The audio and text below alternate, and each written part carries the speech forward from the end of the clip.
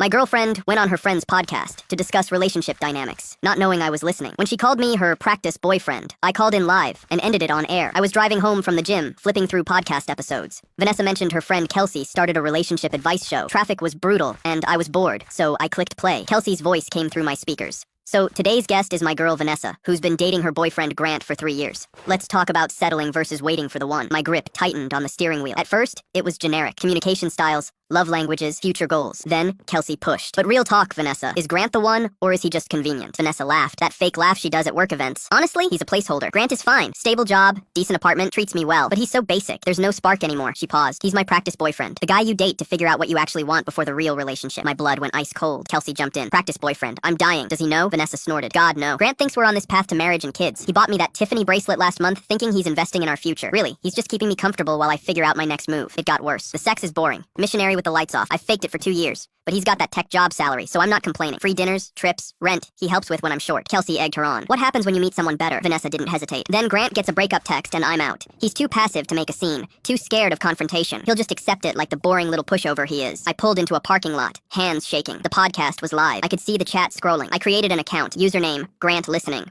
I typed, Vanessa, this is Grant. I'm listening. The silence was immediate. Kelsey saw it first. Vanessa, we have a comment here from, oh no. I heard Vanessa's sharp intake of breath. Wait, what? Grant? No, that's not. I called the show's live line. Kelsey picked up. We have a caller. Grant, is that you? It's me, Vanessa. Since you're sharing our relationship with strangers, let me clarify. You're right. I was planning marriage. Bought the ring last week. $1,500 at the same Tiffany where I got your bracelet. Dead air. But you're wrong about one thing. I'm not too passive to make a scene. Vanessa, we're done. Practice relationship over. Pack your things out of my apartment by Friday, or they're going to the curb. I hung up. They cut to commercial seconds later. I blocked Vanessa, blocked Kelsey, and drove home. 20 minutes later, my buzzer rang continuously. Vanessa sobbing, with her mom Donna. Grant, please, I didn't mean it. Kelsey twisted my words. It was entertainment. You know I love you. I opened the door, but didn't let them in. Which part was twisted? The practice boyfriend part? The faking it for 2 years part? Or the boring pushover part? Donna interjected. You embarrassed her on a public platform. You've humiliated my daughter over a joke. She humiliated me first. To thousands of people. I just responded in the same forum. Vanessa's face crumpled. The ring. You said you bought a ring. We can fix this. I'm returning it tomorrow. We're not fixing anything. The aftermath was brutal. Vanessa launched a smear campaign, posted I was controlling and abusive, refused to pay back the $2,000 I'd loaned her, kept my apartment key and took my TV and appliances. Then someone emailed my company's HR with allegations of workplace misconduct. My manager pulled me aside with the anonymous complaint. I hired a lawyer. Cease and desist for defamation. Small claims for the $2,000 loan. At the hearing, my lawyer played the podcast audio. The practice boyfriend comment. The faking it admission. The boring pushover line. Vanessa sat there, face red, as the judge listened. The judge ruled in my favor. $2,000 plus court costs. Then added another $1,500 in damages for the harassment campaign. Vanessa's face went blank, like she couldn't process that actions had consequences. She thought I was passive, thought I'd just disappear quietly. Turns out her practice boyfriend knew exactly how to graduate.